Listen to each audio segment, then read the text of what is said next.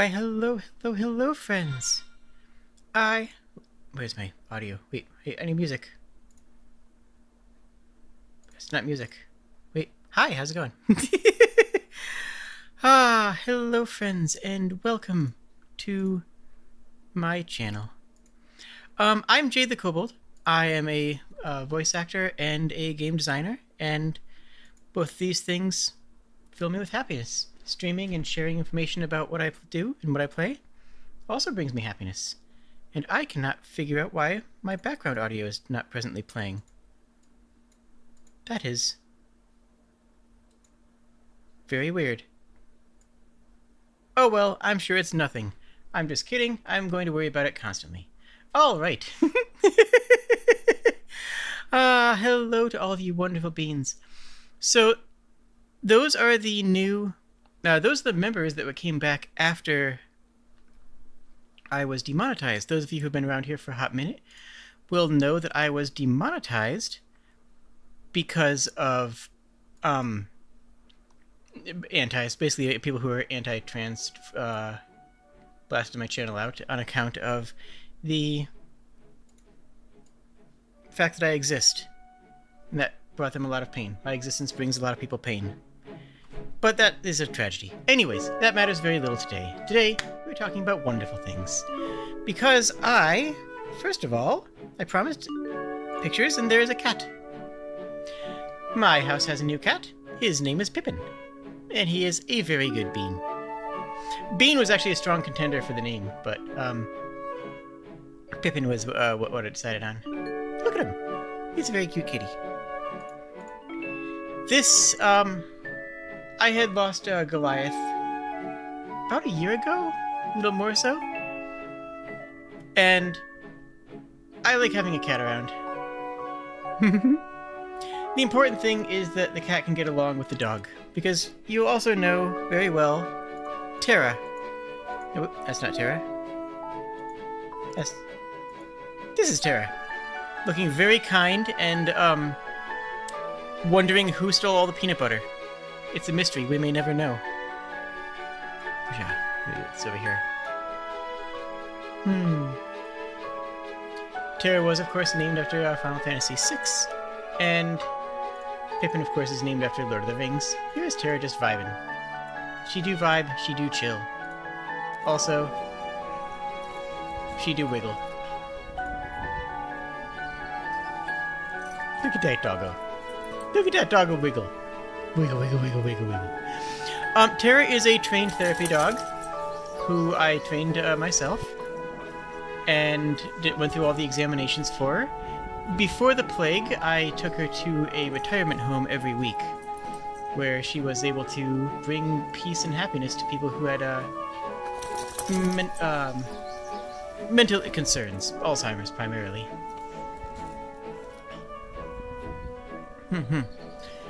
And yeah, she's a very good girl. Very loving, very kind, and I'm very glad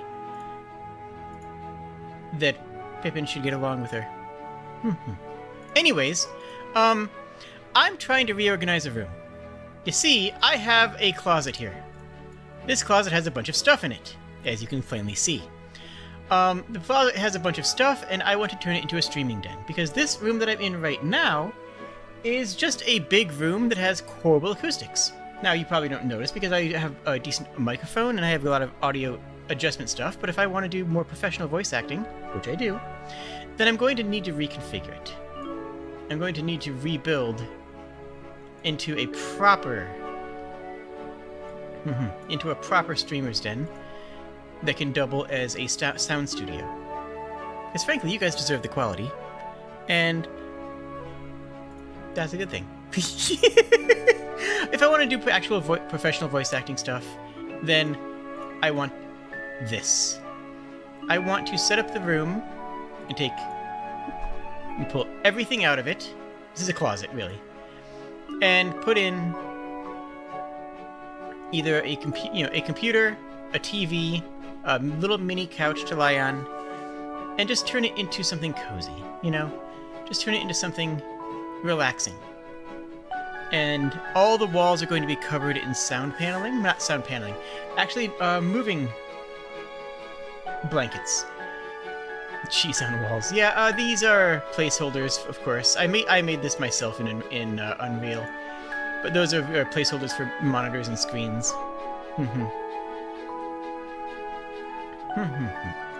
But to get to here, from here, I need to go through all my stuff. And to go through all my stuff, I need to throw out a lot of it. And to throw out a lot of it, I need to cry. Because that's a core part of throwing stuff out for me. I have the kind of ADHD that causes you to imbue memories into objects. If you haven't heard of that before, it's a Kobold treasure hoard, in a lot of ways, yeah. The type of ADHD that I have causes me to imbue memories into objects. You know how when you smell something familiar, it can take you back in time to a place where you have a fond memory? I have that with objects, but it's severe. If I lose the object, I lose the memory. I am not kidding. If I lose the object that memory is associated with, I have lost a part of myself. So it's not as simple as, oh, just throw out the stuff you don't need. I can't do that.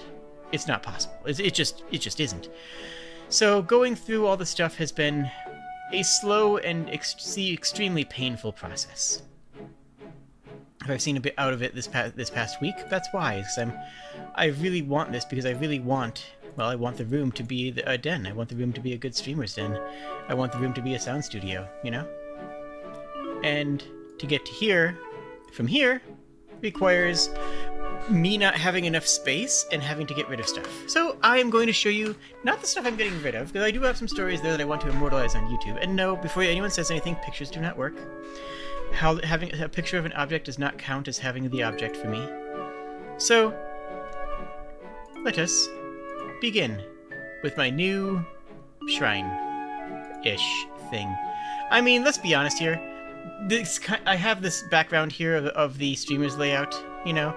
The classic streamer layout has stuff like this, right? You look at anyone, you know, One Topic, The Completionist, Pro Jared, any streamer, any content creator that has a background is going to have clutter in the background of stuff that they like. So far, this is mine. And I'm going to tell several of the stories involved in it. I don't plan on actually doing IRL streams, not anytime soon. I have no intention of that. I don't think that would really be a thing that would bring me as much pleasure as, you know, being a weird lizard on the internet. But this is just going to be in my room. So, let's start out here. On the left, Adventure of Link, Zelda 2, fantastic game. Tell us about that D-pad. I will get to this. Don't worry. Wait, where's my arrow? Here it is. I will get to this thing in a moment. Don't worry. I'll get to this. It is the worst thing, and I love it. Double Dragon for the PC. Also, Final Fantasy. I played Final Fantasy 7 and 8 on the PC. The PC ports of both of them were not great. They are not things that I would recommend, but they are things that exist. Yep. Yeah. I never had a PlayStation. I had a PlayStation 2 later on, but I never had a PlayStation 1. So Final Fantasy 7 and 8 were PC games for me. I loved the older ones as well. But I also had the classics. And I'll zoom in more on this later. But this thing, let me just tell you that this is the worst D-pad ever. This was the absolute worst object ever to cook into a Nintendo, and I don't think anyone's going to prove me wrong. This entire thing here is the D-pad. You wrap your hand around that and click it, and it even makes the worst noise imaginable. Like it clicks around. You know what? Hold on. I'm gonna go grab it so you can hear the noise it makes. Hold on, one moment. You guys, I'm going to inflict this noise upon you.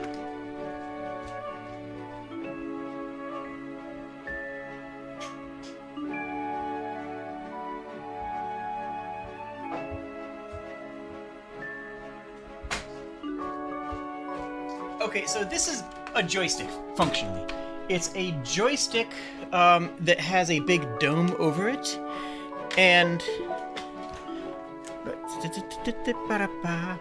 I'm here. This is a joystick that has a large orb covering it. And this orb has 2 large clicky panels. Please tell me you can hear this. Yeah. And this is what the orb sounds like when you... So if you want to do a Street Fighter input, down, down, forward, forward, it's just what it does. It's absolutely painful. The bottom has suction cups, so you can just stick it onto a surface. I don't recommend the suction cups because they do make the entire object harder to throw, and you do want to throw this thing at a wall at the earliest opportunity. And just imagine, like, just put your hand flat, just put the palm of your hand flat on your desk, okay? And try imagining rolling around a ball to control something. It's terrible. I got it because it was unique and I thought it might be good, and it wasn't. It does, to its credit, have a left and right hand switch here, so these buttons just invert start select and A and B. So it's one of the first ambidextrous controllers that I'm aware of. Shoutouts to it for that, I guess. How unfortunately it's terrible and does not deserve anything and deserves no credit or praise. But it still deserves a spot on the wall because it is a thing that I have, and frankly, it is hilarious. It is so amusing I could never get rid of it. It is mine forever. You had one of those mice that have the ball on top? Oh, yeah, the track balls? No, it is not that. It is, in fact, a dome joystick. As far as the rest of the NES games, this is the majority of them. I found a couple more while I was going through other boxes here. But this is what I was working with as a kid. We have original Golden Box Zelda. I think that might be a collector's item. I don't know. I'm not going to sell it. It's mine forever because I need it and I love it. Skate or die, skate or die, skate, skate, skate, skate, skate or die, die, die, die, die. If you know, you know. This is it's just a fun game. I was never a skateboarder, but I always kind of liked skateboard culture, you know? I always kind of enjoyed that aesthetic. I got into ska. What can I guess that really explains everything. I got into ska, right? Like, I mean, that covers everything that you need to know about me on that side of it, you know? I got into ska, and for that, I can never be forgiven. I accept this.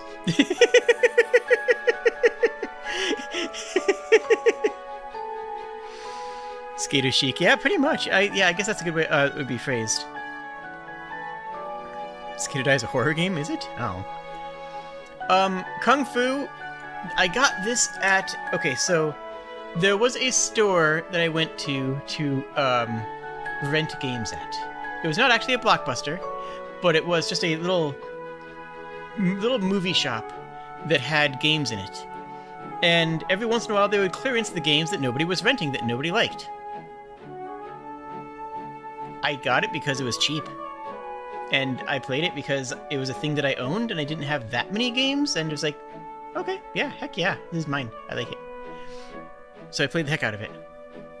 Metroid. See, that's the funny thing about Metroid is that some things everyone knows about, right? I can talk about Zoda's Revenge. I can talk about WrestleMania Challenge, and I will in a few moments. But what can I say about Metroid that isn't already known? I played Metroid and I enjoyed it? I mean, yeah, I played Metroid and I enjoyed it, you know? Everybody knows Metroid, pretty by and large. It's not anything that's terribly spectacular. And I feel like if I try to dwell on Metroid,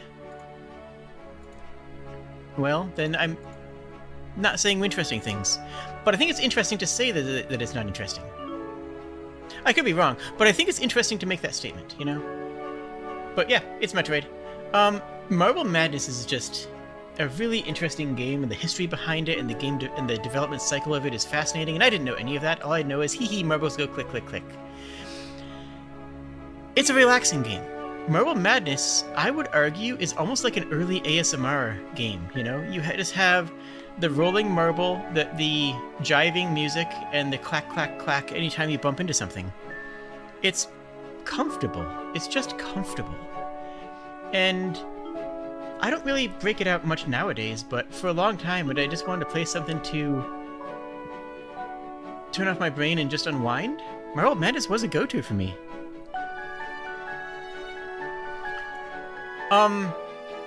I actually enjoyed wrestling when I was a kid. Before it was WWE, back when it was WWF and they had the whole lawsuit. Very young. I do not like it anymore. I thought I was going to be a professional. I did get into stage combat with my life. I never went into wrestling, though, because of horrible treatment of actors. Wretched treatment of actors. So I never got into it myself, but I did, as a youngling, actually follow it. With Jake the Snake Roberts and Ultimate Warrior and all those classic things. And I actually had attended a couple events that when I was a kid as well. And I learned a lot about hype. You know, a lot about building up promotion, setting up things for the main event. Things that I wouldn't really be able to parse and understand until much later in life, but now I can look back and see how they went about it and what they did to entice the audience and get the audience hyped up. And it's like, wow, that was really impressive. That was really, really impressive. Even from, you know, like all the way back in, you know, learned about kayfabe. Yeah, exactly. It was a good game. The game itself, very simple, very basic. I could probably pull it up someday if I do an NES emulation stream. I actually do have the hardware to emulate the actual NES, but because I own the hardware and because I own the components, I'm still probably going to do it on an emulator just for ease of use, you know? But the game itself is pretty stripped down. It's a very basic game where you have a couple of moves. It's plays like a beat 'em up. You know, it plays like a Streets of Rage style beat 'em up, except that there's only one enemy and yeah, that's about it. It just plays like a beat 'em up. It's a 1v1 beat 'em up. Not like a Street Fighter game. Not like a Street Fighter game at all. You know, another story about Kung Fu. When I was younger, my family took me on vacation to... I think it was somewhere in Florida. I think it was Florida. And they had a Kung Fu game. Not this one. I bought this one because I thought it was the game that I played. But they had a Kung Fu game that was 1v1. And you had 2 joysticks. And every combination of joystick inputs did something different. So if you put both joysticks apart, your character did a roundhouse kick. If you put both joysticks together, your character leaned forward and did a punch. If you do one joystick up, one joystick down, it's a high kick, and invert it for a low kick. Every combination of angles was something different. And it was a 1v1 in a Street Fighter style. And, you know, just back, or back down and back up are your blocks. And it was a lot of fun. I lost so many hours into that and had a blast with it. The thing is, it had the exact same model. It used the exact same model as the regular Kung Fu game, the one where you're side-scrolling and hitting a bunch of warriors en route. I don't know why. I don't know what that original one was exactly. I could probably find it if I really researched it, but it was a arcade cabinet game that, even though at that time bigger and better fighting games were out, I still really enjoyed. This is Star Tropics 2 Zoda's Revenge. Clearly one of the best games of all time. It's the sequel to Star Tropics, which is, you know, amazing. Star Tropics is incredible. It doesn't go back. I'm not suggesting you go back and play it. It has not aged well. It's not a great game anymore. But I enjoyed it, and it also had one of the worst DRM mechanics ever. There's a lot of old DRM mechanics. Monkey Island had a spinning wheel that you had to use as a decoder ring to answer questions before you could get to a new chapter in the game. It was a DRM. It made sure that you had that ring and didn't just download the game or buy the game used, you know, without the ring. There were Stonekeep, I think it was, has a book, a manual, and the game would straight up say, go to the manual, turn to page 27, go to the 27th line, and read off the 4th word, and type it in. That's the DRM. If you don't have the manual, oh, you're not playing this game, buddy. And like, oh my gosh, it was brutal.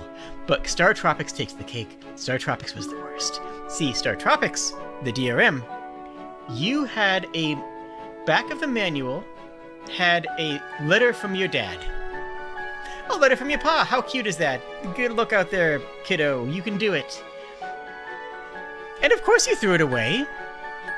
There was no indication. At least the Stone Keep book was an actual, like, you know, really interesting manual. It was the kind of manual where they actually talk about the lore of the world and it's not just tell you the instructions of the game. Not like the Monkey Island thing, which is very clearly a DRM saying, hey, you need this to play the game. This is just a cute little letter to your pa. They're from your pa. And then in the third act of the game, an NPC comes to you and says, oh, take the letter from your dad that you got and put it in water, and a secret message will reveal itself. It's true. If you take that letter and you put it in water, a hidden code will appear. And you need that to progress. Oh, you bought the game used? Sorry, get bent. You don't have that code. Internet doesn't exist. Internet does not exist. You do not have internet. Your family does not have internet. Some kid down the street has internet. Oh, you don't have the book because you threw it away? Oh, you're not finishing the game. Sorry, you are not finishing the game. Or you're spending several hours trying to brute force it. It was hilariously painful. Soda's Revenge didn't do anything like that. And I almost kind of lament that it didn't. Because, like, it was such a weird and wild idea that I kind of love it. I hate it. Don't get me wrong. I hated it. I had to find the code in a Nintendo Power magazine, which I had. Of course, every kid had a Nintendo Power magazine. I mean, how could you not? How could you not have a Nintendo Power subscription at that age, you know? But, like, yeah.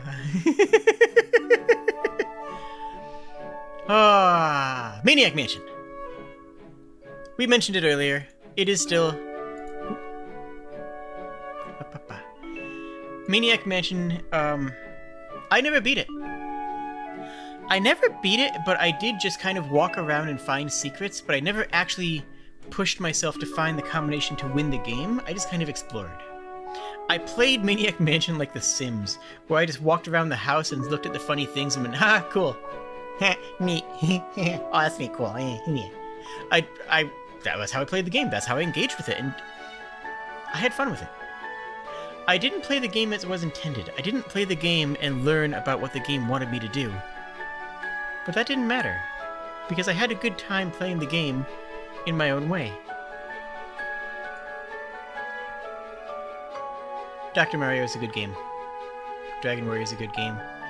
I mean, like, again, this is sort of like the Metroid thing, where it's like, you know about Dragon Warrior, you know? I don't have any big stories about Dr. Mario, except for that I played it a lot, and I stomped my friend when they wanted to play with me, and I felt bad about it. Like, oh, yeah.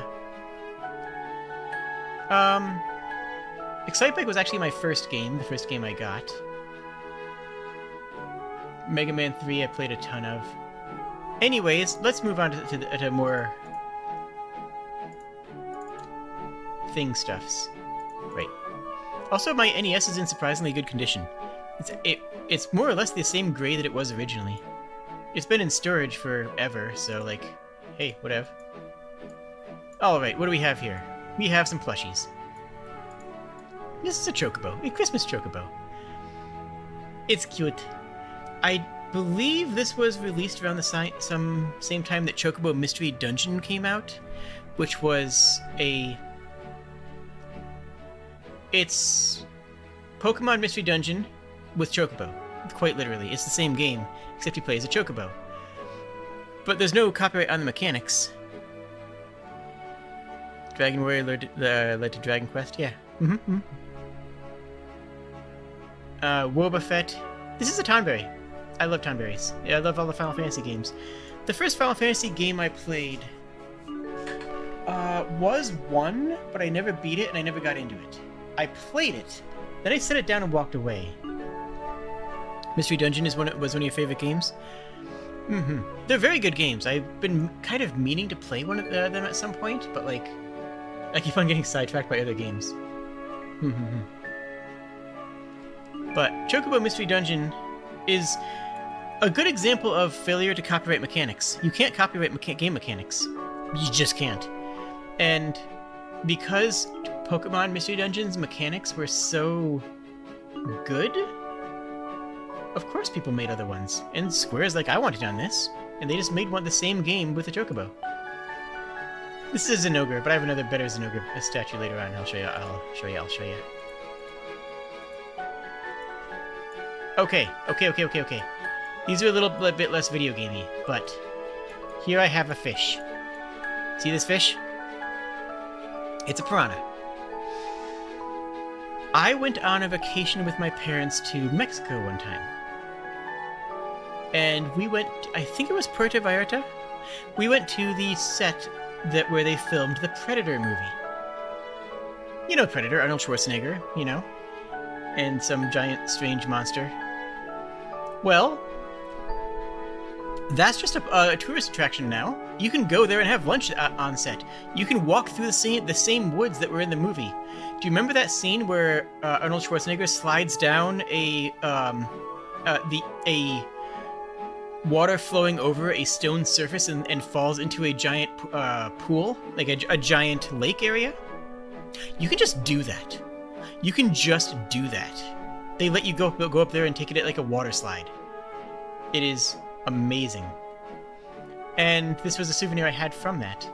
They turned the helicopter that crashed in the movie, the burnt out husk of a helicopter, it's just there. It's like, it's so cool.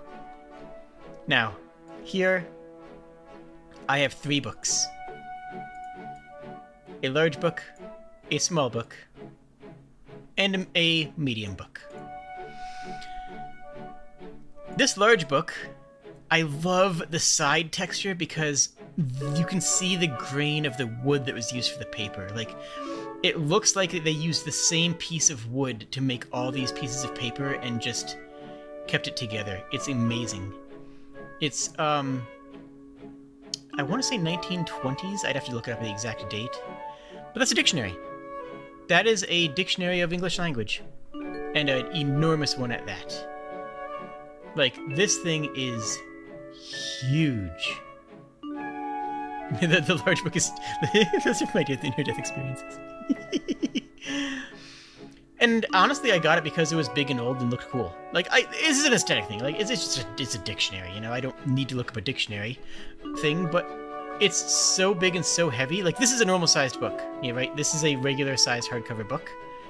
This thing is monstrous. And I like it. It's cool. It's cool. It's just cool, okay? Okay. The tiny book is actually a Bible. I used to play War Machine, tabletop game. And one of the factions that I really liked in War Machine was the Protectorate of Menoth, which is a Templar aesthetic. The aesthetic of it is battle Catholics. You have giant mechs, suits of mech armor, autonomous. You have giant robotic armor suits. And those giant robot suits kind of look like cathedrals, and it's cool. And some of the characters are choir members, and they have like these giant scrolls that they hold up. Kind of think 40K, but not really. But they have like these giant scrolls they're holding up, and I wanted one of those tiny Bibles so I could carve out a couple of the pages of it and paint it onto the model and just sort of emboss it on the model, so that the tiny model actually had, was holding up not just like a generic symbol or a sigil or like just a blank piece of paper. It was actually holding up religious texts. I thought it was a very cool idea, and it turned out pretty nicely. But this book is incredibly rare and potentially valuable, but I'm not going to sell it. I might have it repaired someday, but I'm not going to sell it. This book is a book of Lord Byron's poetry. Original printing. First edition. If it were in better condition, this book would be worth potentially tens of thousands of dollars. It's not in very good condition, but it is still amazing. It's been beautiful. There was a library near me that was You know how they have those Scholastic book fairs? Like, where they have the coolest thing in the world, right? Everybody loved the Scholastic book fairs, right? Those things were amazing. Everyone agrees? Everyone on the same page on that? Okay, cool. Just making sure. And they were selling all these cool and exciting books and all these different, the novels and just a whole bunch of stuff from the library. They're on their side. They're just cycling inventory, but it's a place where you can get cheap books. And my dad always had a rule that he would never deny me a book. If it was a book and I had the intention of reading it, then he would buy it. And growing up, that was just a house rule. To encourage me to read and to encourage me to expand my horizons through literature and to encourage me to take up hobbies that were more positive in his mind than sitting and watching TV. And frankly, I respect it. It's a good policy. And I abused the hell out of it because I love reading. It didn't apply to comics. I could not get comics with that. But I got several... I just was always reading a book. I didn't buy pants unless I could fit a book, like a softcover novel in the pocket. Paperback. I didn't buy a jacket unless I could fit a hardcover novel in the inside pocket. I would just sit and read a book for hours on end and forget that I forgot class. And then go to class, and the English teacher was like, "Why'd you miss English class?" And I'm like, "Because I was in the middle of a book. I was reading Lord of the Rings, and I lost track of time." I don't think the Jinx was angry. She was just like, "Oh, you know what? Whatever." Because I was reading well above my grade level. I would just take a book and walk into the woods, just reading the book, and then look up several hours later and realize I have no idea where I am. Huh. And have to, just sort of, backtrack and trek my way back to civilization. This happened several times. I never died, that I know of. But I got lost several times. Did I also read books and trees? Absolutely. A good climbing tree, and as long as I could keep my book in my pocket while I climbed it, so I had both hands, absolutely. Reading a book in a tree is just one of the most comfortable things, And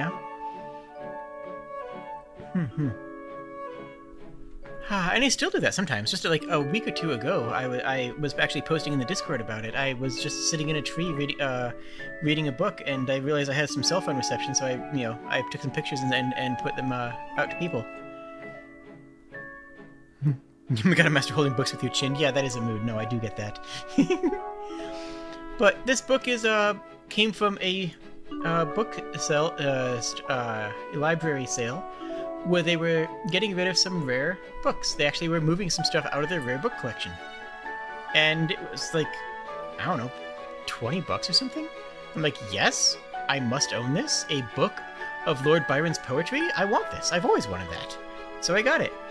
And then later on I looked it up and like, oh, production date. Oh, that's mid-1800s. Huh. Let me look up when the first printing of this book... This is the first printing of this book. Oh. Let me look up how much the first printing of this book is... Oh, that's how much it's worth. Anyways, I'm never getting rid of it, but I love it. And it reminds me of all the other books that I've read. I've always been a goth... It's true, though. I kind of have. Goth Scargirl. Goodness. Goodness, I say, goodness. Alright. Here. Let me move my thing. We'll start at the top. This is Saya.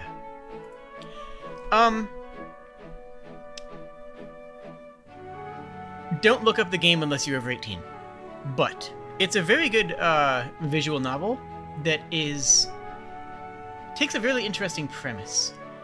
The premise is that there's a guy who gets in a car crash, loses his family, and takes some brain damage. And he knows he's in a hospital. He knows that the walls are clean, even though that they are, to his eyes, bleeding mounds of flesh. He knows that he has a clean hospital blanket out over him, despite the fact that it looks like it was torn from rags of some prisoner's loincloth.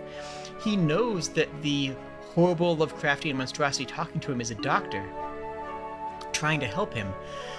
But in his mind, in his eyes, he sees this, this horrible creature, and everything looks putrid, and it's terrifying to him. He's trying to learn how to live a normal life.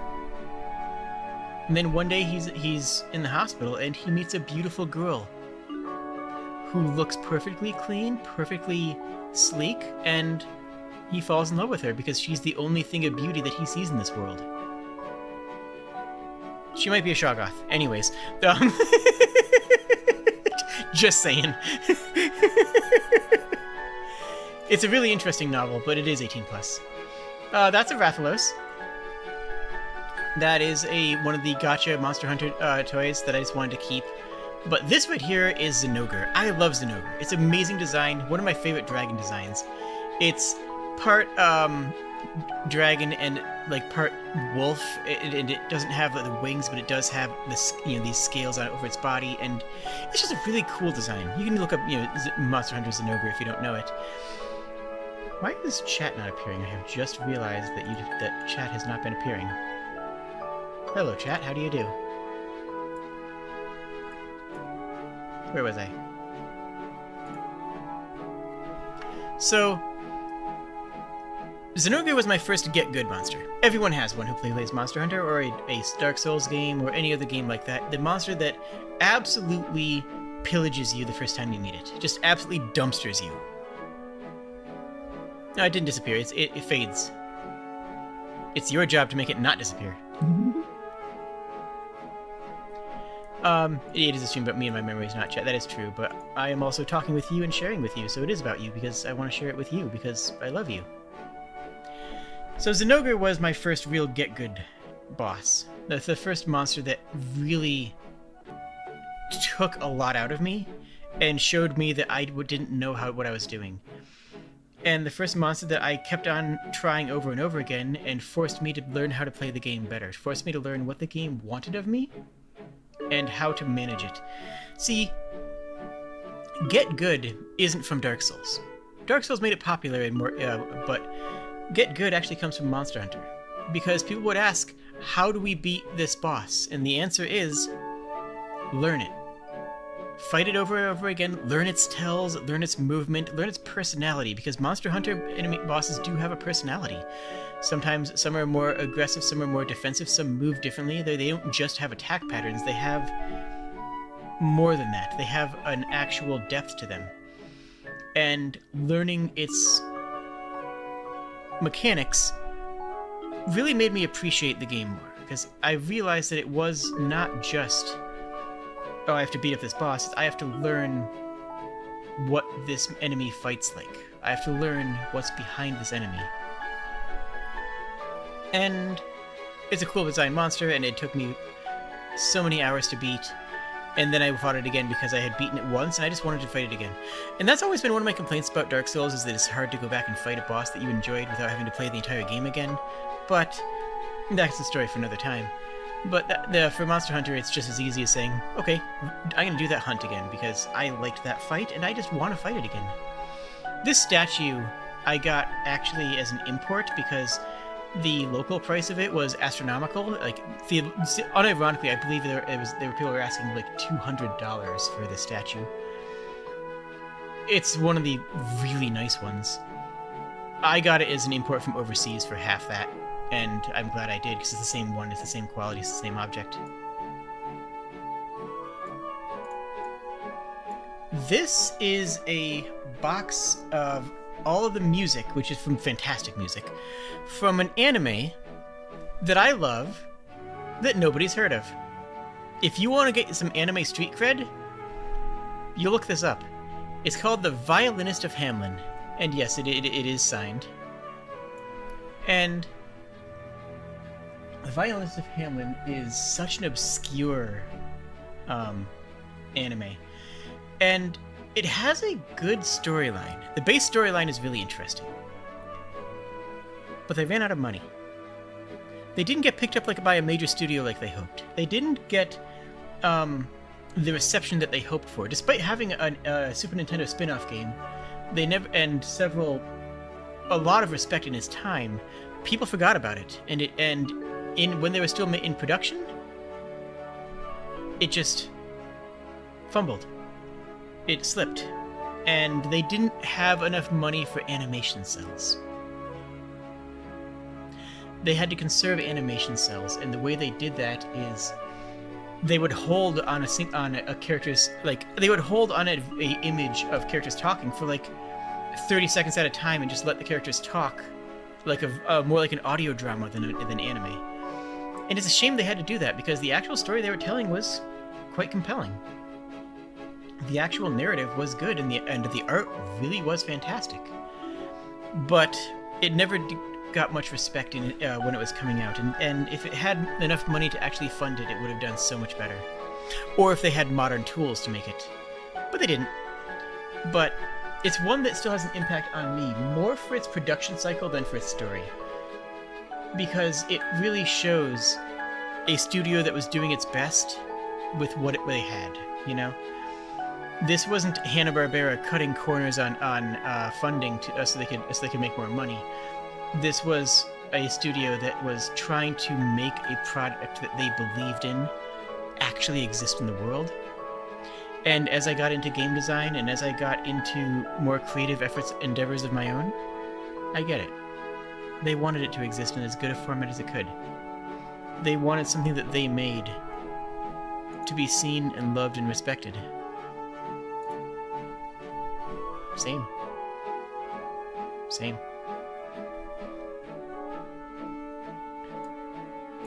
This is a glass dragon. I actually watched the glassblower put the final pieces on this. They crafted it together and made it with a small torch, a small glass blowing torch, or glass melting torch, not like blowing, but like the kind you use to melt and make jewelry. That was shaped like a dragon's head, and it was spitting out torch. What do you call those things? You know the kind I mean. Is it oxyacetylene torch? I don't know. The torches. And I got to see him actually craft the final bits of this. It was very cool. Here we have Kefka. Let me move. Shimmy, shimmy, shimmy. Hi. Here we have Kefka. There's not a whole lot of Final Fantasy VI merch out there. There's not a lot that exists. And I love this because it's one of the few pieces that does, and it just shows Kefka in his final form, making one of his more devastating attacks. I've always loved Kefka as a villain. Kefka as a villain is a fantastic character. Terrifying. Absolutely terrifying, because Kefka is a nihilist. Kefka is a nihilist who is willing to destroy the world to prove that it doesn't mean anything. He's willing to shatter the earth because he believes that will teach people not to hold value in things. That'll teach people not to respect things, because why would you respect things? Because they're going to just be destroyed anyways, so he's going to destroy them to unshackle people from their connections to it. Fantastic villain. Written incredibly well. He is mad. He is insane. He is terrifying. And he is a force of nature. His existence in the world is the effect is shown in the effect by simply him being there.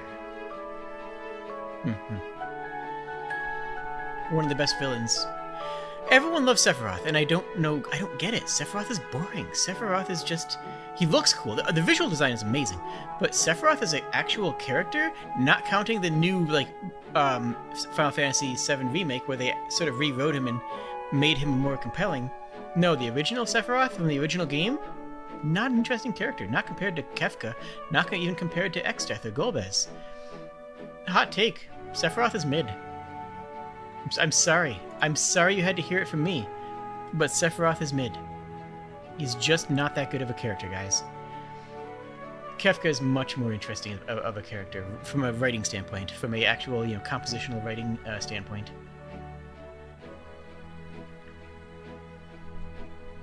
This is a set of Clow cards.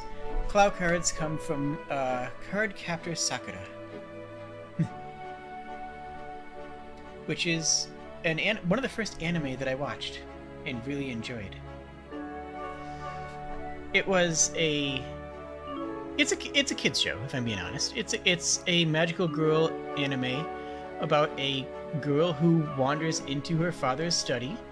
Her father is an archaeologist studying ancient magical texts from antiquity in ancient Europe. And she stumbles into one of the bookshelves, and a magical book falls open and unseals and spreads the cards across the world, and she's tasked to bring them back. You know, like you do.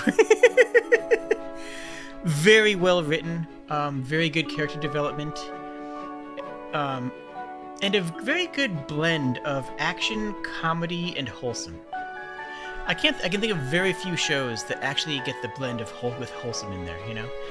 It's a funny show, it's a cute show, but moreover, it's an endearing show. And at the time that I found that is when I needed that in my life. I needed something that was warm and comfy and beautiful, and that show was that for me. And so it's always, had a place in my heart. It's also kind of like, you know how a lot of people found, several years back, a lot of people found My Little Pony and were like, oh my gosh, this show is actually good and heartwarming, and I've never seen anything heartwarming in my life, so a lot of people latched onto it. It's kind of like that, but less, but with less of the creepy side of it that people found with that show. It's sort of like just finding something that I needed, because I didn't have the opportunity to grow up as a young girl in Japan.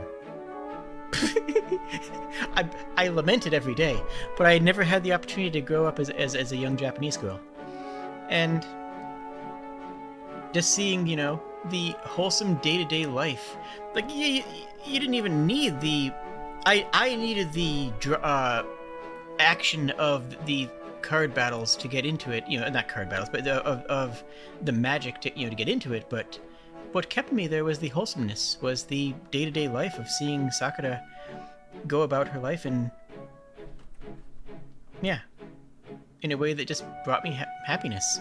This is long before I had any understanding of gender issues, but that was when I realized that, gosh, I do wish that I had grown up as a small Japanese girl. There were no signs. Anyways. Fantastic show, highly recommend. Alright. What do we have next? So many things. You recommend Psycho-Pass? I think it might be a little bit darker, frankly.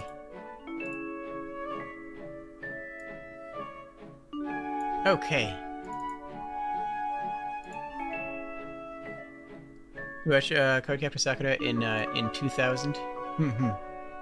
That's around when I saw it too, actually. Okay, I'll get to the games in a minute. I got a lot of words to say about those that are going to be fun. But, first of all, shoutouts to Velco, hashtag not sponsored. Velco headphones are the best headphones I've ever used. Hands down. I'm using them right now. I use them for all my streams.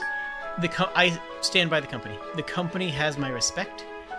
I had an issue, they sent me a new headphone. And I mean like a shipping issue. Like, they sent me... they had a delay in shipping out, like, a part for me, and they decided to send me an entirely new headphone to go with it, just because, as an apology. When I use my 24-hour streams, these last the whole stream. And yes, it is.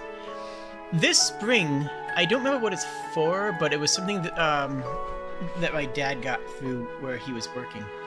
And it was just a desk prop for him for a long time. I think it's for, like, an airplane. I don't know, though. But it's cool. My dad is awesome.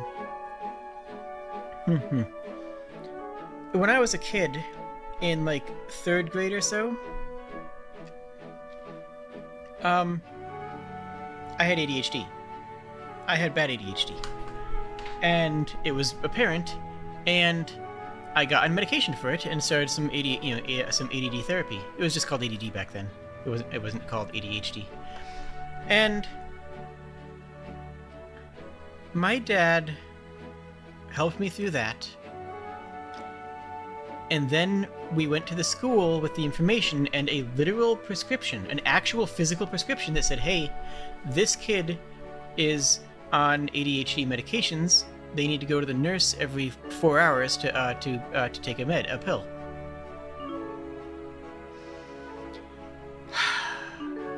The teacher did not believe ADHD was a thing.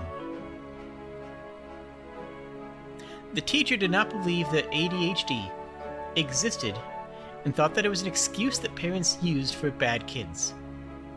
This is true. This is a true fact that I grew up with. And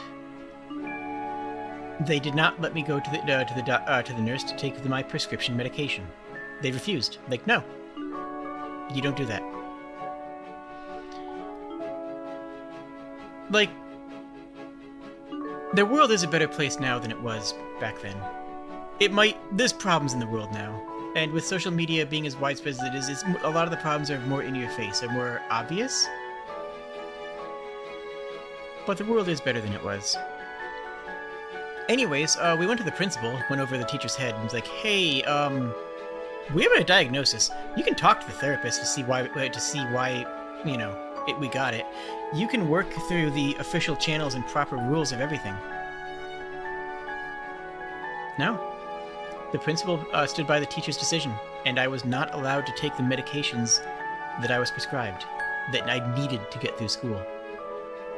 I tested fantastically. I tested outstandingly well. I was reading several grades above my grade level. Doesn't matter. Not good enough. So my dad took the jobs and extra hours necessary to put me into a private school. And bless him for it, because I needed it. And in a smaller class size, in a smaller class setting, with more individual attention from the teacher and more support and being able to get the medication I needed, I did well. I could have been stuck in a life where I never got the support that I needed. And I'm very glad that I got the support I needed.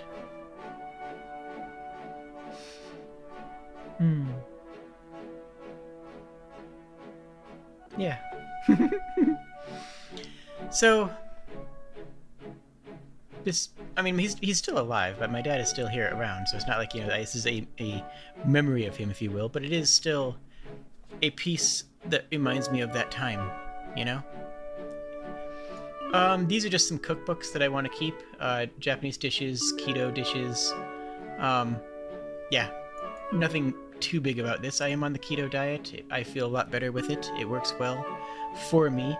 It's not a diet that's for everybody, but I do recommend that if it's worth it trying for a month or maybe even 2 months at some point in your life to learn more about food and what you're eating and how it affects you. Because going off of carbs entirely does help you learn about how your body processes food. I'm not saying that is for everybody. It's absolutely not. But if you're interested in it, I do think that is something that is worth considering. I'll get to the Super Scoop in a second, but this is my water bottle for my Renfair outfit. It's pretty. I love Renfair. Any sort of Renaissance fair, Renaissance festival, or whatever it's called in your area, it is something that I've always cherished. I worked at a medieval-themed acting job for, gosh, probably a good 6 years, I want to say. And I loved it. I adored that job.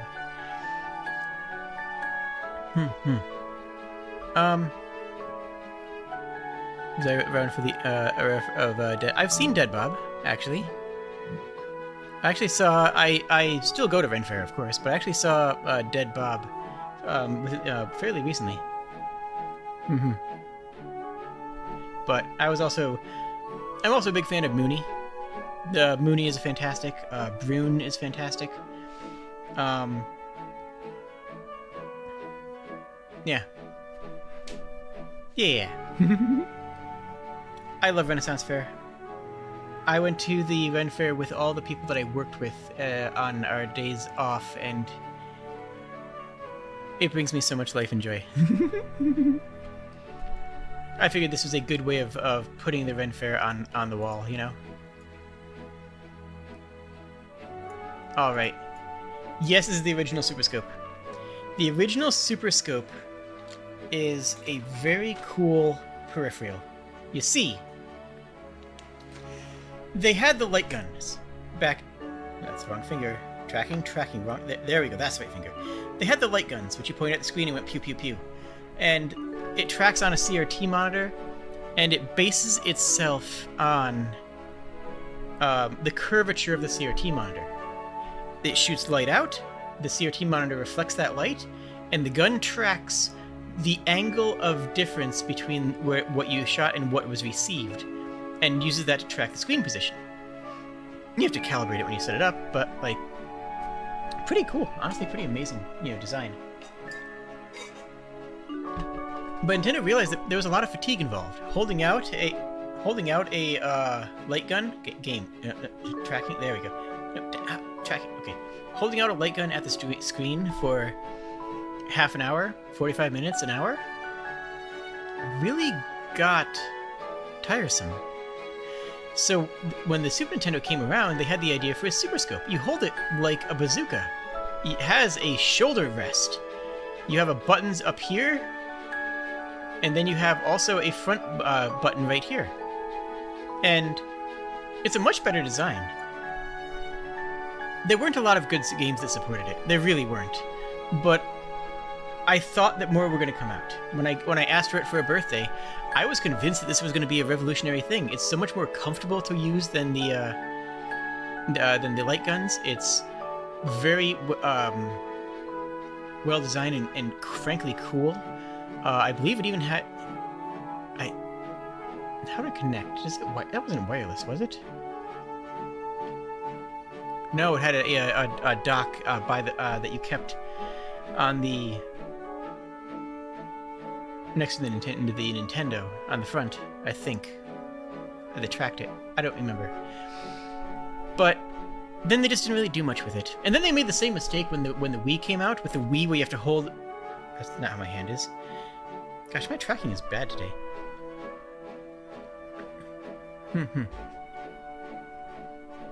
The Light Zapper is shown front and center at Adventures of Captain N. Yeah, that's a big W in my book, too. But... yeah, I was convinced that this was going to be a big revolutionary thing. And then the Wii came out and they forgot about what they learned.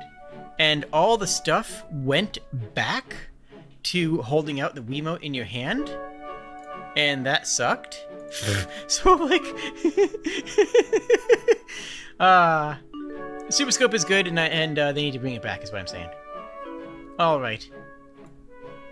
We have Boba Fett, we have Bosk, and we have, Zuckuss. Not Forlom, but Zuckuss, just Zuckuss solo. I was big into Star Wars. Before the sequels. Before the prequels, rather. I was big into Star Wars when the first movies came out. I was big into the extended universe stuff. I cannot confirm if I name myself slightly after Mara Jade. I can't confirm that. It's not here. I can't make that statement here live. But I did read those books. I can say that. And mostly what I liked most were the stories that took place at the same time as the movies that were not about the movies.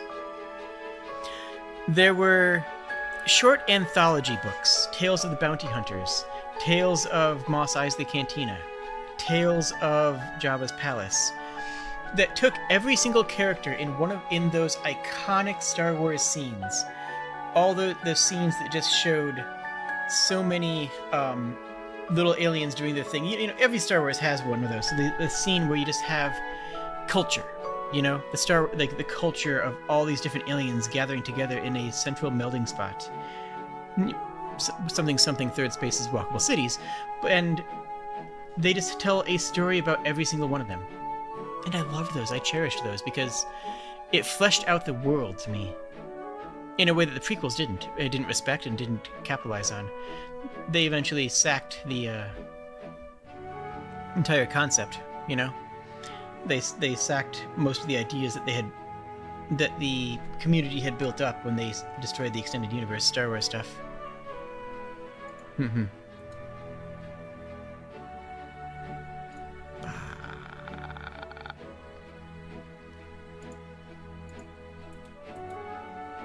am I? There. Okay. I actually have a lot of Star Wars figures. I will probably put a few more on here as well, because I wanted to collect them. I knew that they were collector's items, and I had a friend in high school who was getting rid of a bunch of them. Like, and I was buying them for money. It's like, oh, okay. Like, original run stuff that their father was going to throw away or something, and like, yeah, okay. So I kept on buying Star Wars figures from this other kid. I don't think they're actually worth anything. I don't know if they are, but I have several original printing Star Wars figures that I collected. But this was a limited edition Bounty Hunter print, and I have a couple limited edition lithograph pictures as well that I have kept. I don't know how many of them I'll actually keep. I don't know how many of them are actually worth money. I finished Tales from the Cantina last week. Yeah, that was one of my favorite books. That genuinely, I'm shocked to hear that that's still read by people. But yeah, I love that style of storytelling where it's just so much depth, so much powerful moments and brilliance that is written through them, that flesh out the world in a way that makes it feel real, you know?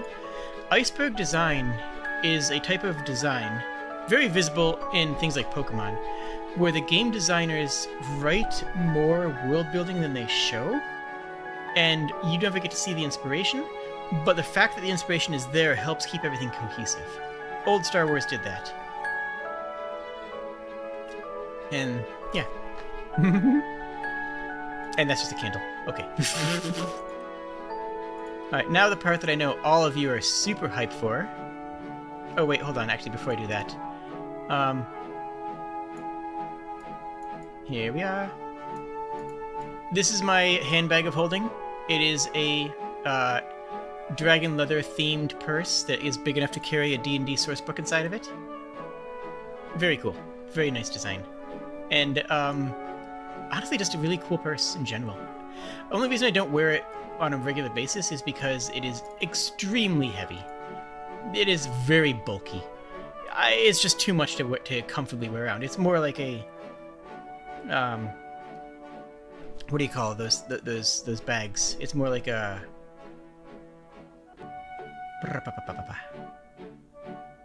you know what I'm talking about? Messenger bag. That's what I'm trying to say. It's more like a messenger bag than a purse.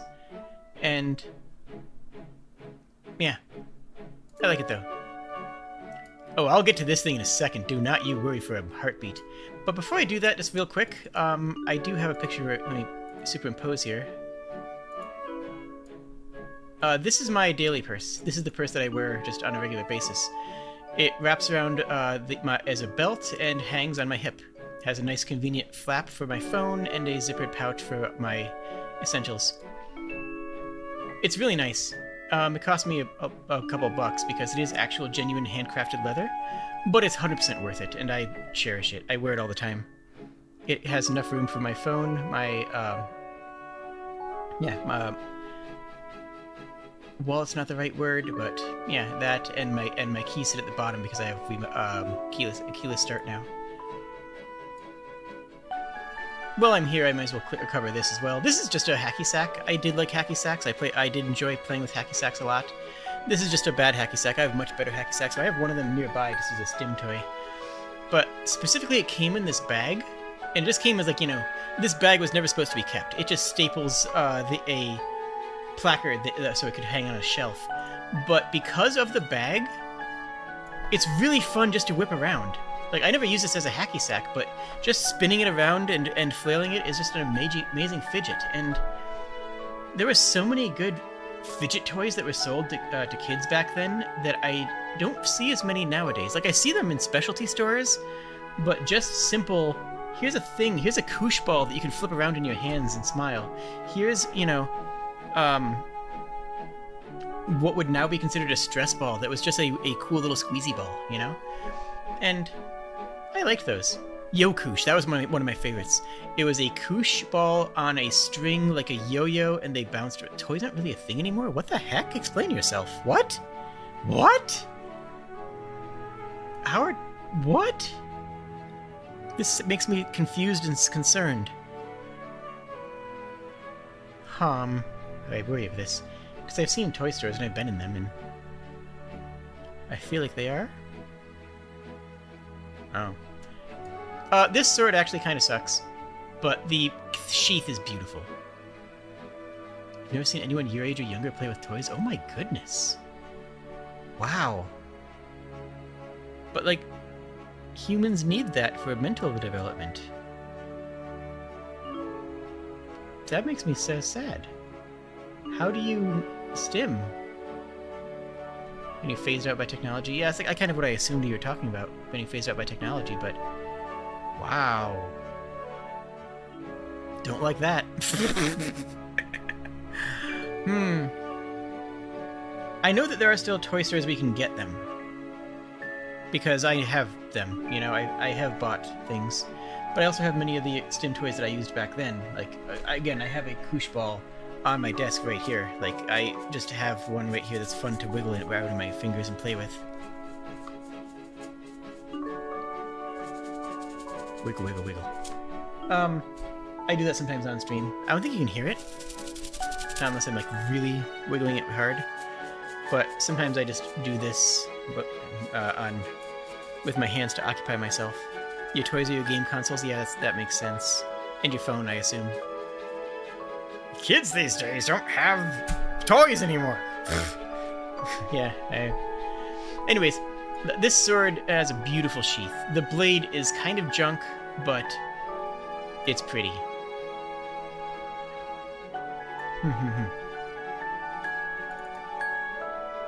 Alright, let's go back for a moment. Yeah, tablet kids, you need to, have kids to be outside. We need an outside that allows kids to be outside. Like, I agree with you, but we need an outside that kids can go in, you know?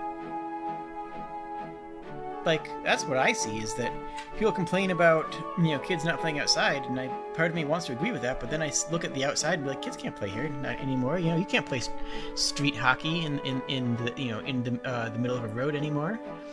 You can't just wander into the woods, like, you can't just walk down to a store, you know? It's all stroads all the way down. I could talk about infrastructure for a while, so I won't. Half-Life. Actually, that's 2. I got the original Half-Life with the original orange box. Half-Life made me install Steam when I got it. People being outside raises rent, ouch.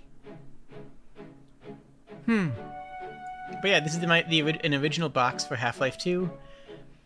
I was a big PC gamer. I got the original Half-Life. I played a lot of Counter-Strike, up to competitive level at one point.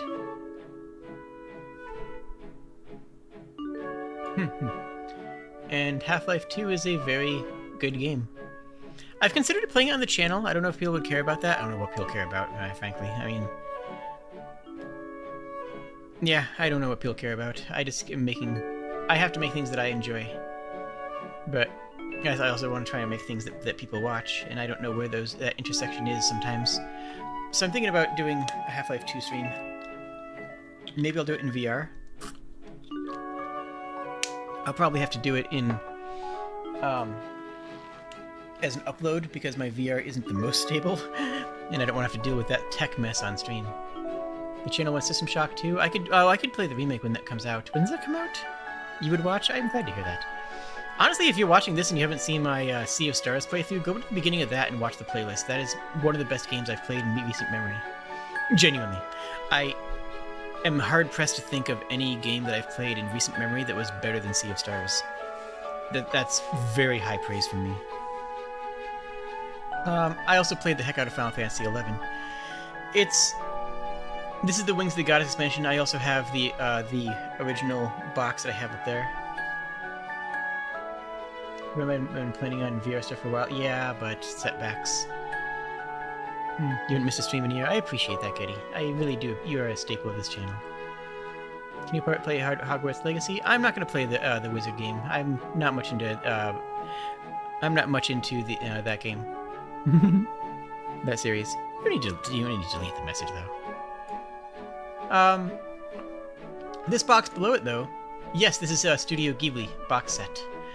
It includes all of the original movies, and several that I don't believe are properly in print. Like, there's a separate... Oh, yep, deal with ads. Haha. If you don't want ads, you can become a channel member and avoid all ads. Hey! Anyways. This is all of the classic Ghibli stuff.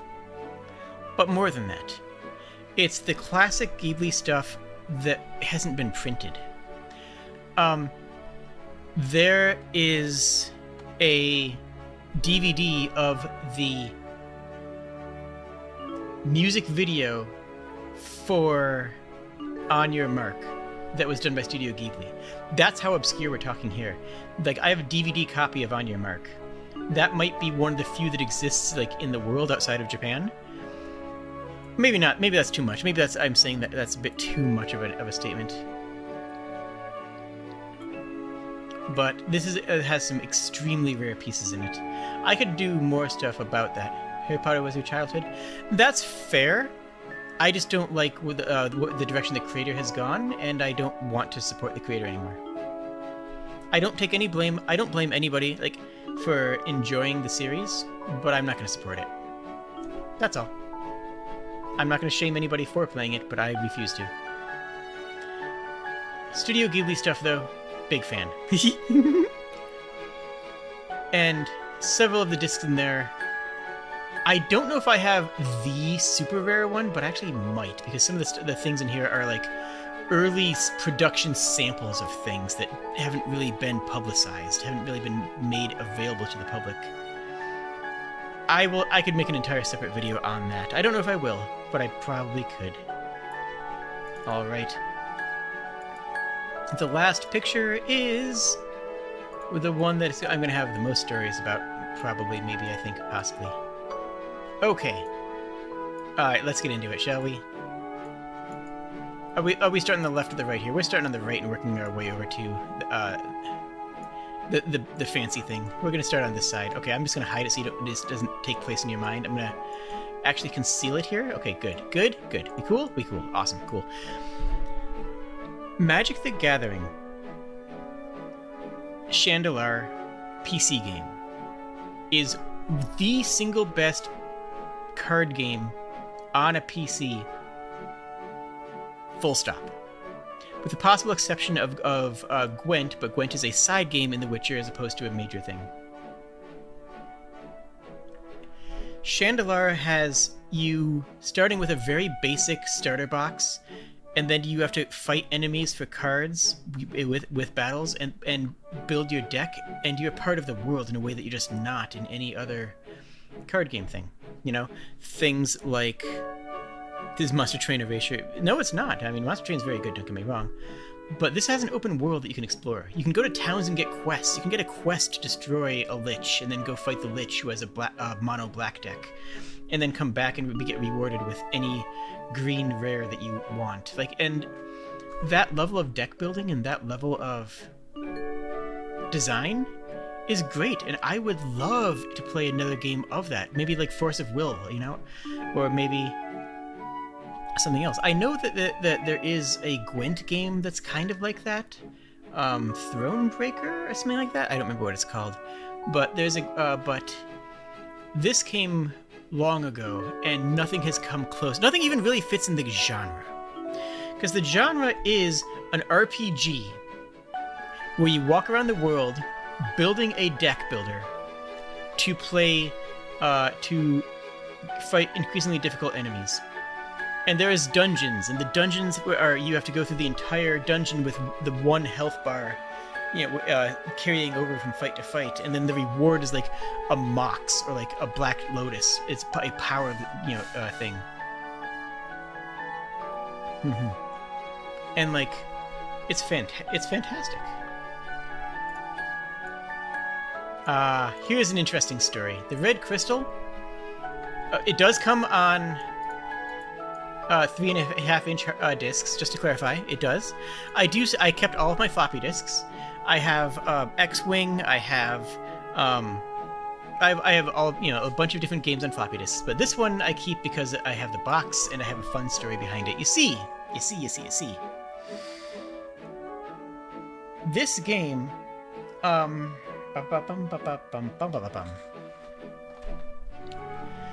got it at a pawn shop. I had never been to a pawn shop before, but I always wanted to, And I kept on bugging my parents, like, hey, we go to a pawn shop? Like, I didn't really know what they were, I didn't really know what a pawn shop was, other than that I had read books where people bought strange and obscure stuff, sometimes magical stuff, sometimes, mysterious things, and the pawn shop was always the closest real-life parallel to a black market that my child brain could really conceive of. Like, I want to go to a pawn shop. Can we go? And my parents are like, why the heck do you want to go to a pawn shop? What do you want from a pawn shop? I'm like, I don't know. That's the point. I want to see what's there. I don't know what's going to be there. Yeah, Pawn Stars made him popular, but this is before Pawn Stars was a twinkle in anyone's brain. This was, back when a pawn shop was a dirty, dingy place that people who were desperate for money could sell their possessions at. That's what it was back then. How at least in my area, and at least how I saw it, and at least how it was represented in media. And so we went, and honestly, it was just pretty normal. Like, it would have been hyped up to me from books and media that I expected it to be something, I expected something to happen, Like when you find a cave in the woods and you're like, oh my goodness, a cave in the woods, this is gonna have some strange, mysterious Mines of Mordor path in it. Like, and you just go and it's just like a cave that goes in like 2 meters in the ends. It's kind of like that, But in my brain, I had built up the idea of the pawn shop as this strange, mysterious place. And yeah, it was fine. It was just kind of mid. But I got this game there, the Red Crystal. I think I also got Betrayal at Kangor there, I think. But shoutouts to anybody who's heard of that game. But this game never installed for me. I couldn't get it to work. The 3.5-inch floppy disks just didn't work, and that's probably why the person sold it there, and the person who was owned the pawn shop never decided to check it. But I went back years later and played it, and it was pretty bad. But the fact that I had that story, the fact that my first visit to a pawn shop where I found this cool thing that's like, oh, this is gonna be magical! And it was. There was a magical experience. Not the actual objects itself, nothing in there, nothing that I bought with it. But the experience itself was truly magical. This is Battle Chess. See, this is important because it comes on 5 1/4 discs and 3.5-inch discs, so you're covered no matter what you have, as long as you have DOS 2.0 or higher. But I had a disc that let me boot up into DOS 3. I think it was DOS 3.0, and that was fine. That worked great. My first computer was a black and white monitor, IBM desktop with 2 5 1/4-inch floppy drives and no hard drive. That was it. It had a 5 1/4-inch floppy drive, 2 of them, and you had to literally put in a disk for DOS to be able to turn the computer on. You put in your DOS disk and boot it up so you actually had access to DOS. Then you take the DOS disk out and you could run any DOS-based games on it. And there were very few games that would play on it. It worked as a word processor, and I had Jumpman and Battle Chess. Battle Chess is a chess game where the enemies actually fight, where every time you take a piece, there's a cutscene of that battle playing out. The rook would squish the knight. The queen would use magic to zap her opponents, and every single combination of attacks had a special cutscene involved with it. And that was cool. That was fun. I spent many hours setting up board states to see all the combinations. Several times I tried to do that against AI.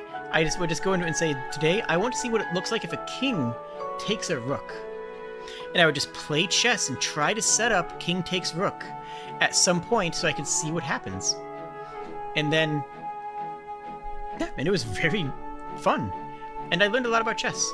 I don't play much chess anymore. I'm not a big chess player, but it's good for developing a brain and learning how to think non-linearly and learning how to think several moves ahead.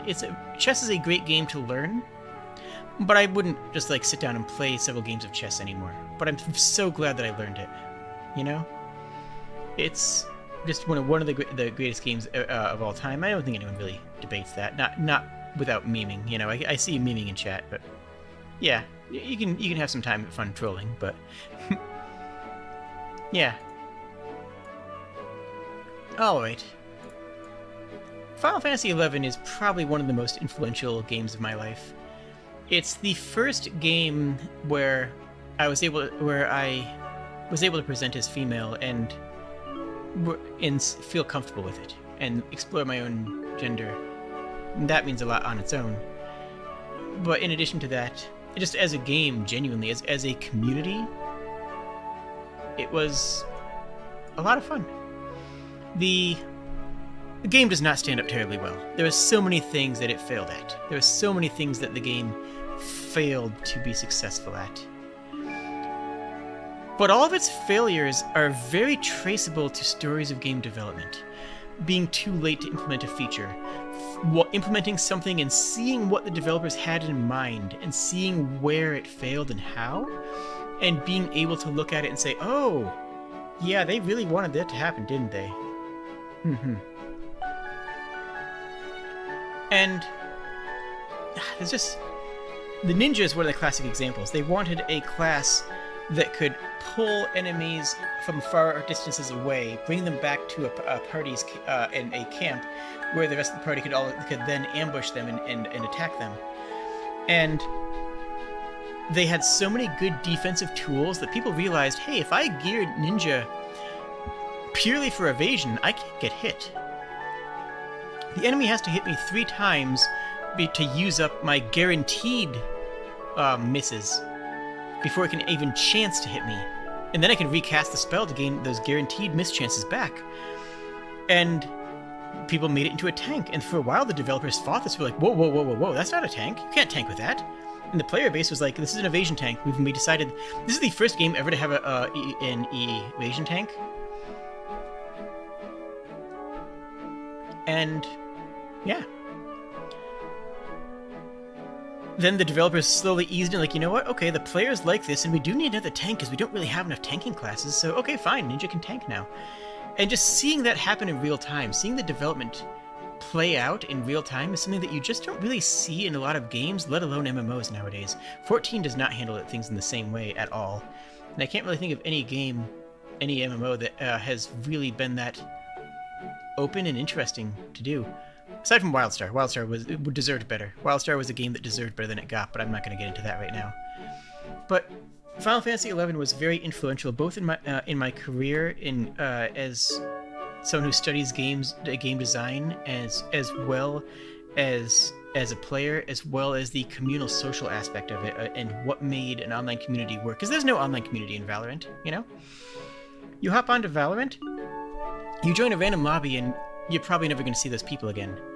You don't need to communicate with the rest of the party when you play Final Fantasy XIV, because everybody has simply studied how to do those fights. You know?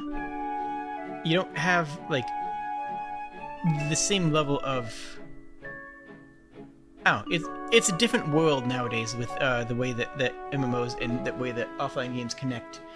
You know, even just the idea that you don't join servers anymore, where you were in Counter-Strike and Team Fortress, right?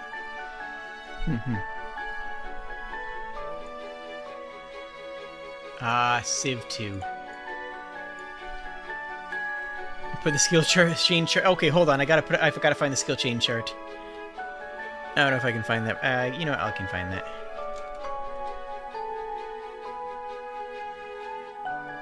I actually had a copy of the skill chain chart printed out and put on my wall next to my computer, just taped there, both at home and at work, because I had a job where I worked tech support for a long time. And one of the rules of the job was that you can play games while you work, as long as you can still do your job. If you can still communicate with the client and help and work with them, then fine, play a video game, we don't care.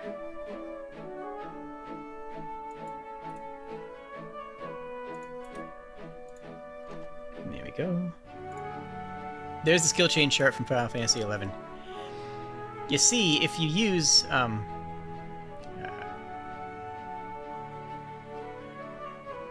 sec.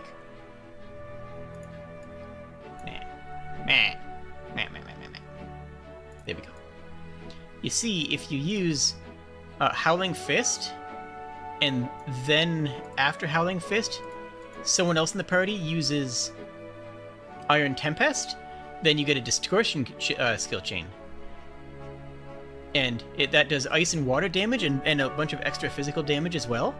So, but based on how heavy the attack was that closed it, so if you end it with Rampage, then it's a really strong... And only Warrior could use Rampage, that's locked to a certain class, but if you have a Great Katana, then you could use Tachi Enpi, but then after you finish the Distortion, you can't really chain it up, because then it ends, but if you have...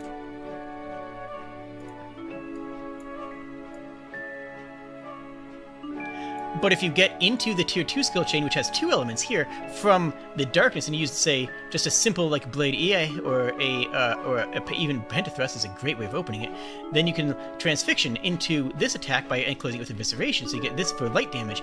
But then, because it's a Tier 1 going into a Tier 2, you can go from Evisceration into Distortion by using Rampage. So you have an attack that goes to attack and that goes to attack, and each of these tiers up and ramps damage up, and each of these requires perfect communication between all the party members, and... it's real dumb. It is real dumb and also beautiful, and requires so much communication and planning to actually optimize your damage. And I was just here for it, you know? It was just... It required your team to communicate in a way that they just didn't have to do in later games. Anyways, that's all I'm living. I like your funny words. I like your funny words, Magic Lizard. And Polearm Guy's right. It actually plays out much more easily than it sounds like. You know? It sounds hideous. It sounds wretched. It sounds so obtuse. But when you are actually in the game, it's like... you just need one person to say, alright, skill chain is... what was a common one? Piercing arrow into... Viper Bite. And then everyone in the party is like, I got it. And they know their roles, and they could manage it. And it was actually very easy to work with and figure out if once you played the game. It was simultaneously incredibly obtuse at the start, but wildly intuitive once you learned it. And I think I value that in games. Speaking of incredibly obtuse and yet somehow intuitive, Civilization 2. One of the first Civilization games, you know, obviously, but also shoutouts to Microprose. They also did the Worms games, which I played a lot of as well. But Civ 2 holds a special place in my heart because it's another game where I really learned to challenge myself and expand my mind, you know? The strategy game required me to think about how to play it. And I like that.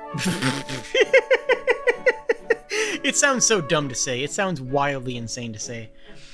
But as I was, you know, younger and learning how to play video games, Civ 2 was just a game that I kept on going back to and playing out a game of now and then. The depth of it that it had was just comforting, you know? Conversely, we have The Curse of Monkey Island, which is an amazing game. If you haven't played this, go play it. Seriously, it's on Steam. How much is it on Steam? I don't even know how much. But go back and play The Curse of Monkey Island. You don't need to know anything else about the series. And it has beautiful hand-drawn animations. All the artwork is gorgeous. The voice acting is perfect. The voice acting is out of this world.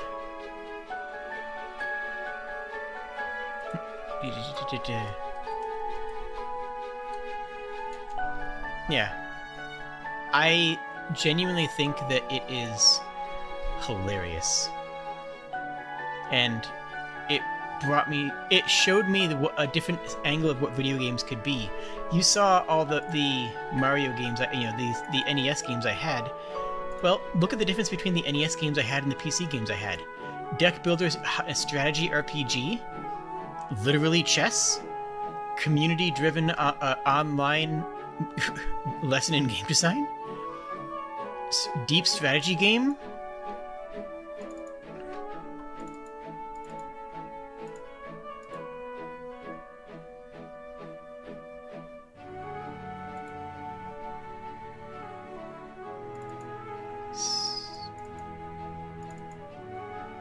Where is it? Where is it?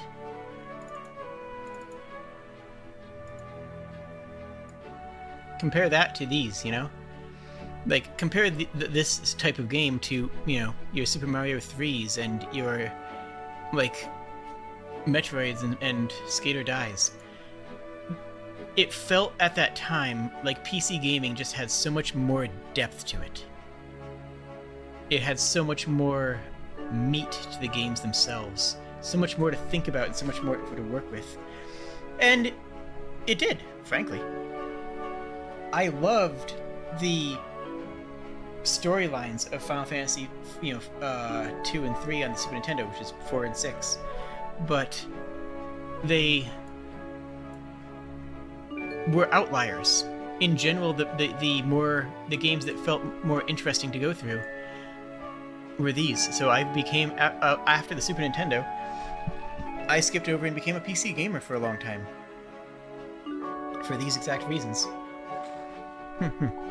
And I cherish the games that I played. Curse of Monkey Island showed me how comedy can work in a video game, how you can play a cartoon.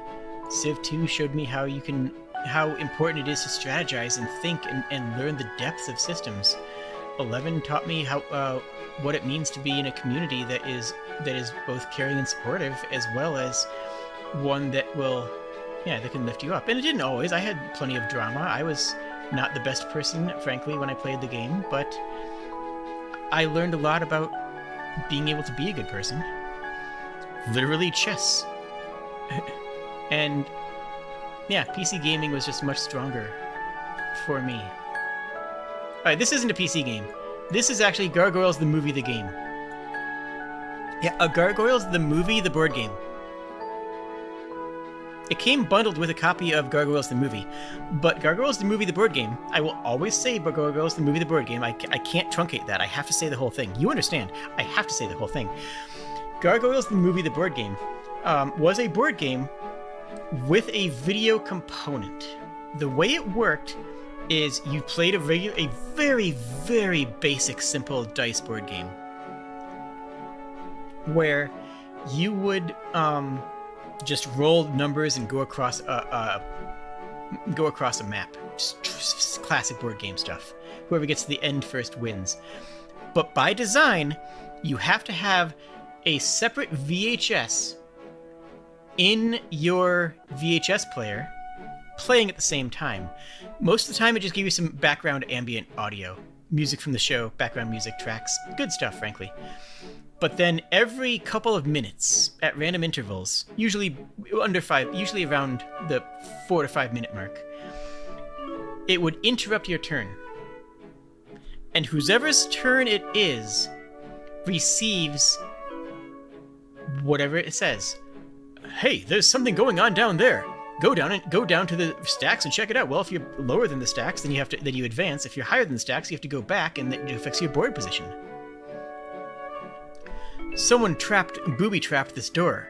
Lose your turn, and the next player go immediately to the next player's turn. Stuff like that. You could technically memorize it, but that would just be not sporting. But you just kind of always hoped that the cool Gargoyles protagonist voice would come on and whisper something soothing into your ear, because the voice acting in that show is amazing. It was just such a weird game. Alright. Clouds of Zine, let's go. Shoutouts to New World Computing, who made a lot of good PC games. For real. Might and Magic was a classic RPG in the most true sense of the term. You played a D&D style adventuring party.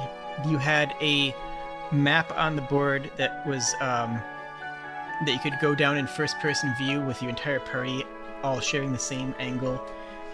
Each of them could make an attack or cast a spell using old first edition D&D rules, basically.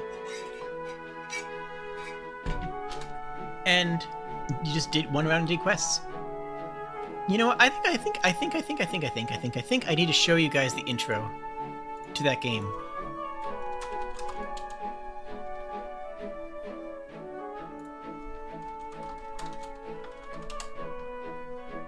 Give me the briefest of moments here. Alright.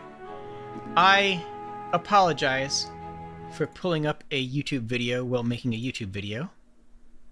But you'll understand why you need to see this in just a moment. It will be very clear, do not worry.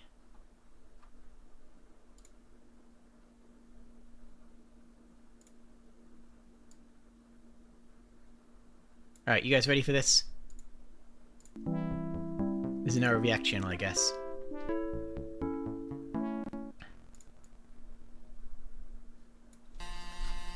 First of all, amazing logo design.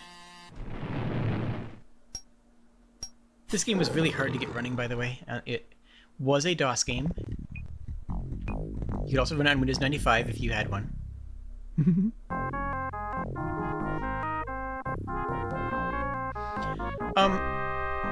I played the heck out of this game.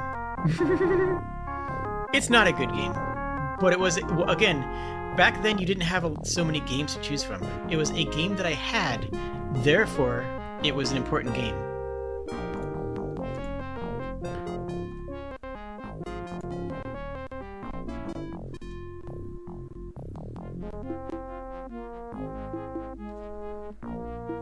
And all these hand-drawn animations have a certain charm that many newer games lack. I've seen more people try to go back and capture this. Overseer of the land known as Zine. Many years have passed since the glory days of King Burlock. I am the king. When times I am were the good king. and there was much rejoicing. Yay. But now, imprisoned in this enchanted tower by the sinister, self-proclaimed Lord Zine, I'm unable to help you in these dark times. It is now up to you, adventurers, to right what has been wronged. This does it again, it's the same clip.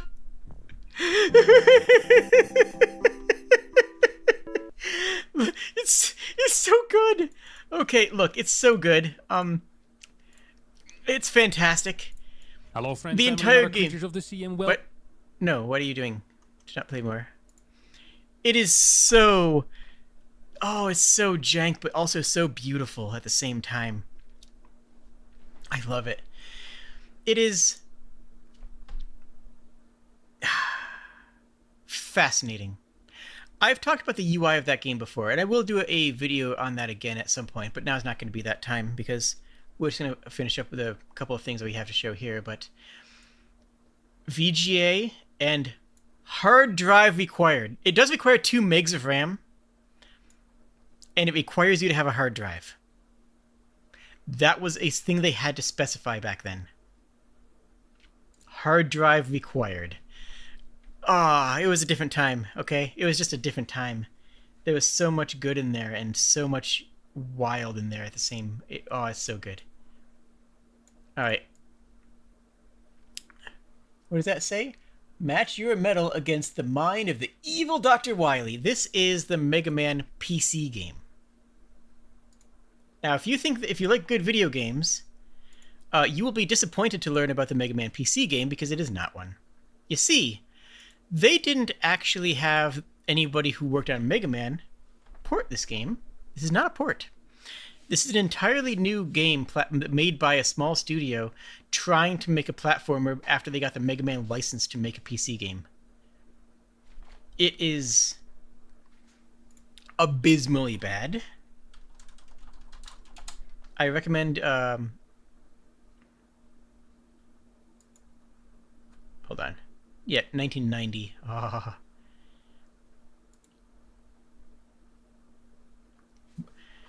I'm just reading exactly what's on Google right now. What's our start page technically, but it's actually no. This is straight from Wikipedia. Oh wow, look, Wikipedia is dropping this level of absolute burn. Ready for this? Mega Man is an action platform game that was developed by Steven it actually was an ex-employee of Capcom USA, not Capcom Japan that actually made the Mega Man games. Capcom USA, published in 1990 for DOS.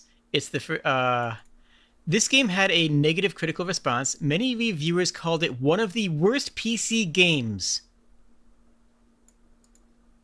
That's right.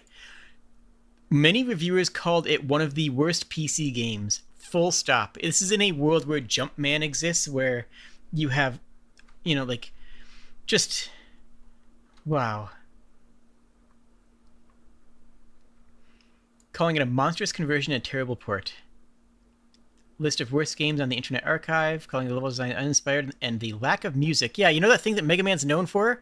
Incredible music? None. There was no music. It was dead silent.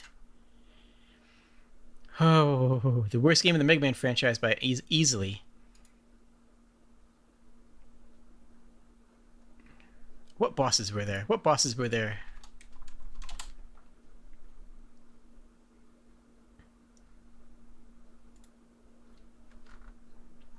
I actually don't even know what I would need to search for to look this up.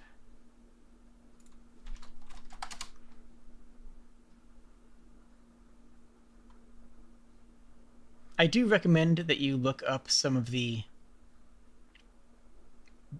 gameplay of it, just so you can really appreciate how bad it is. It's difficult to explain how terrible it is. There's only... Okay, I can explain it. Never mind. I can't explain it. Hold on. I can explain how bad it is. I just realized that actually that's a very easy thing to explain. I'm going to show you official artwork. This is official canon Mega Man artwork, okay? Nothing Capcom can do can change the fact that this was released as an official Mega Man game. Breathe, just breathe it in. Just breathe it in. Take a look at it, okay? Just, we can all get through this together, okay?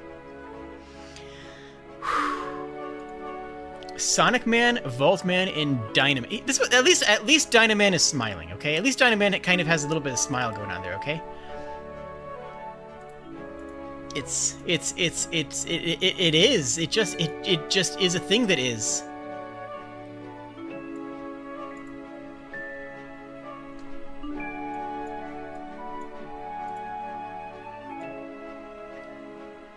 I'll show you the ending just so you never have to worry about it.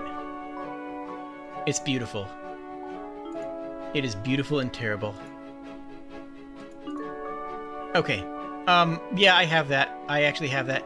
It also came with both a 5 1/4 inch disc and a 3 1/2 inch discs, depending on your system.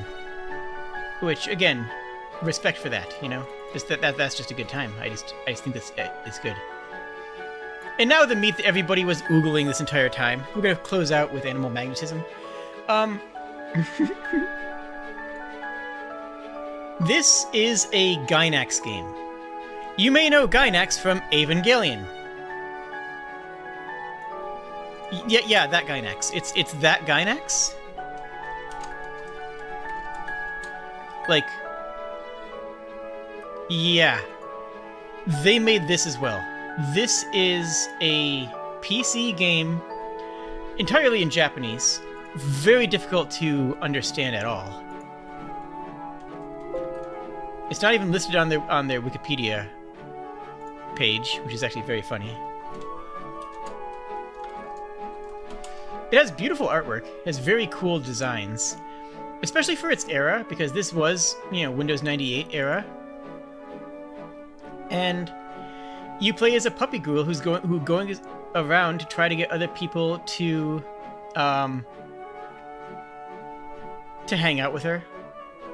It's a very weird game. There's a card battle thing, but most of the game is like a visual novel that leads up to card battles where you have some things, decisions making that you can get to set out like attack and defense on your character. But it's still really, it's about the art. You know, it's about the beautiful artwork in the game. And I cosplayed a character from this game. I don't know if I want to say which one, but I will. I like to cosplay things that were obscure. I like to cosplay things that only one or two other people at the convention would get it, would see and go, oh my gosh, you're this thing? Things that were so obscure that people would never recognize. And when somebody recognized it, it's like, oh, a connection. You know, you've seen this thing, you understand. And like, especially in the early 2000s when everybody was cosplaying, like, Inuyasha, like it was a sea of red. Everybody was either cosplaying Hellsing, Inuyasha, or Trigun. That was it. Everybody was cosplaying a character with a red outfit. One of those, almost always one of those three. So when I'm walking around with the build to support this, by the way, cosplaying as a Gynax-designed Catboy from Animal Magnetism with the jacket perfectly dyed. I dyed it myself. I did all the fabric dyeing myself. And the pants, even the bell collar. Very few people recognized who I was. A lot of people took pictures because it was a well-made cosplay. But the one or two people who went, hey, whoa, my goodness, that's that old Gynax game. What? What? That's what sold everything. That's what filled my heart. Because then that person, I knew that person. Them and I, we had a connection. We had something special going on, you know? And I cosplay several characters like that. Now I do a little bit more mainstream. One of my go-to cosplays is from Monster Hunter, Sophia. Or something, or Haru from Persona. But those which are much more mainstream. But especially early on, I just did the most obscure cosplays. Weird characters from X-1999, or Animal Magnetism, or Violinist of Hamelin. You know, like the things that nobody would get, you know? And I love that. And this reminds me of back when anime was so niche that you could feel comfortable at an anime convention because everybody at the convention had something in common with you. Everybody at the convention had this bond because you liked anime, I liked anime. That's enough to like start a relationship off of, you know? Like that's enough to start a conversation out of. You could feel genuinely comfortable in saying that everybody at that convention center shared a passion in something with you, that was a deep connection. Nowadays, you go and it's just like, yeah, I watch anime. Everyone watches anime. Of course you watch anime. Anime is a media, not a like a niche thing anymore. And that's fine. I love that it is. I love that it's, you know, become mainstream, if you will. And I get to be a hipster if I want to. But there was something special about going to an anime convention and it just being special, more special, you know? Non-generic, a unique experience.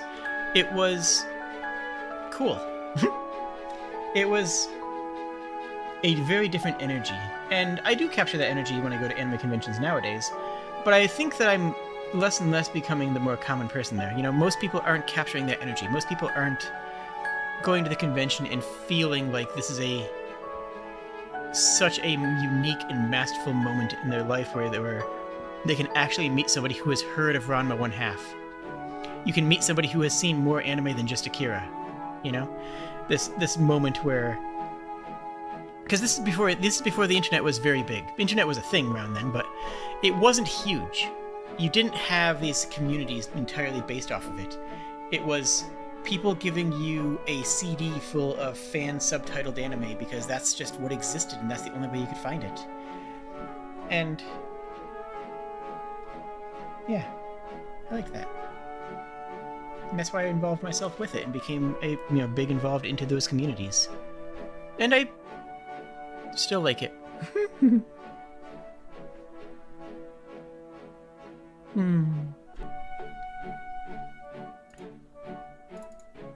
Wow. I have so much more to go through. I have so much more that is exciting. Again, this is the den as it is, and you can see all the junk in here, right? You can see, there's a suitcase, there's the super scope. That's a box of comic books, like actual comic books. An erector set. I will have an entire stream dedicated to the contents of this box. My red mage hat, some wall scrolls, all this stuff I have to go through, and a lot of it I'm going to have to throw away because I just don't have room for it. If I want this to become a streaming den, then I'm going to have to, if I want this to be a reality, then this much of this has to either go onto that shelf or be given away. A lot of it I can't bear to think of just being destroyed. I can't bear to think of it just being tossed out of the existence. But in time, I'll finish fleshing this out. And in time, I will have my favorite things enshrined and in places of honor. And that'll be a good thing. Before we end, once again, why is my stuff shifting over? Before we end, shout-outs to, shout-outs to Pippin, the new cat. They are a good bean. And shout-outs to Terra. Where'd this image go? Shout-outs to Terra, who is a very good girl. Terra loves you. And shout-outs to all of you for coming here. Thank you for joining me. It means a lot to me that you guys are interested in these stories. I will do more of this. I will do more of these stories as long as people enjoy them. And I'll see you again real soon. I think I'll probably have a stream like this every other week for the future, because I have plenty, I have plenty of just things. And thank you. I hope you have a wonderful evening. Good night, friends, and I love you.